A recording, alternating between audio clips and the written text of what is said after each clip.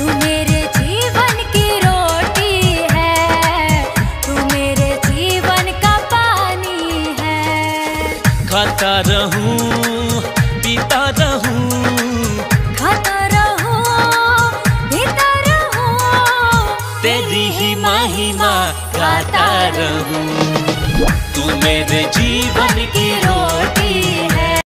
खुदावंद के ज़िंदा और पाक कलाम में से अय्यूब की किताब उसका 14वां बाब। इंसान जो औरत से पैदा हुआ है थोड़े दिनों का है और दुख से भरा है। वो फूल की तरह निकलता और काट डाला जाता है।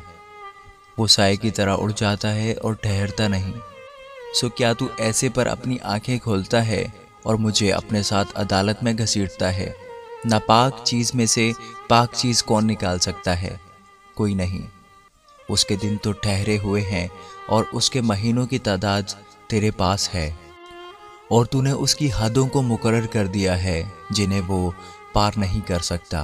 सो उसकी तरफ से नज़र हटा ले ताकि वो आराम करे, जब तक वो मज़दूर की तरह अपना दिन पूरा न कर ले। क्योंकि दरख्त की तो उम्मीद रहती है, अगर वो काट डाला जाए तो वो फिर फूट निकलेगा और उसकी नरम नरम डालियाँ मौकूफ़ न होंगी। अगरचा उसकी जड़ ज़मीन पर पुरानी हो जाए और उसका तना मिट्टी में गल जाए, तो भी पानी की बू पाते ही वो शगुफ़े लाएगा और पौधे की तरह शाखें निकालेगा। लेकिन इंसान मरकर पड़ा रहता है, बल्कि इंसान दम छोड़ देता है और फिर वो कहाँ रहा। जैसे झील का पानी मौकूफ़ हो जाता और दरिया उतरता और सूख जाता है, वैसे आदमी लेट जाता है और उठता नहीं। जब तक आसमान टल ना जाए वो बेदार ना होंगे और ना अपनी नींद से जगाए जाएंगे। काश कि तू मुझे पाताल में छुपा दे, और जब तक तेरा कहर टल ना जाए मुझे पोशीदा रखे, और कोई मुअय्यन वक्त मेरे लिए ठहराए और मुझे याद करे। अगर आदमी मर जाए तो क्या वो फिर जिएगा? मैं अपनी जंग के कुल आयाम में मुंतज़िर रहता जब तक मेरा छुटकारा न होता। तू मुझे पुकारता और मैं जवाब देता। तुझे अपने हाथों की सनत की तरफ रग़बत होती, पर अब तू तो मेरे कदम गिनता है। क्या तू मेरे गुनाह की ताक में लगा नहीं रहता? मेरी ख़ता थैली में सरबे मोहर है।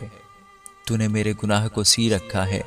यकीनन पहाड़ गिरते गिरते मादूम हो जाता है और चट्टान अपनी जगह से हटा दी जाती है।